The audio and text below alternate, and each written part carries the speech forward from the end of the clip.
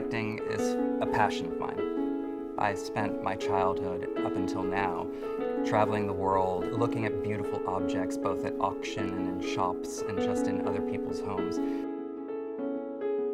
To me, there's nothing more exciting than making a home that speaks about a person and not just a utilitarian space.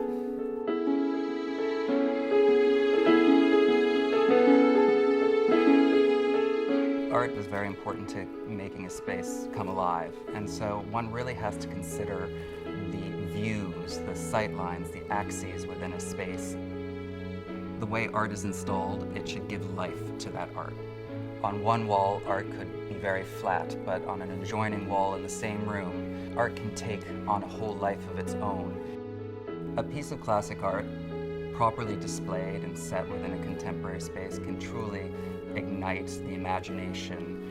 I often love juxtaposing a contemporary piece of art with a classic piece of art because there is a trajectory that art has taken, and so those classic pieces are part of that history and need to be appreciated and understood, and by understanding them you see how other eras and movements have taken shape.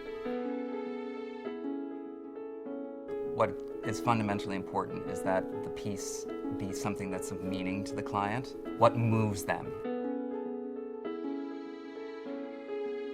People oftentimes get so nervous about incorporating classic pieces into more contemporary settings. There doesn't have to be a disconnect between a contemporary interior and a classic piece of art or a classic piece of furniture. You just have to give it a whole new energy and meaning within that contemporary space. It's exciting to be able to reinterpret a classical element in a new way.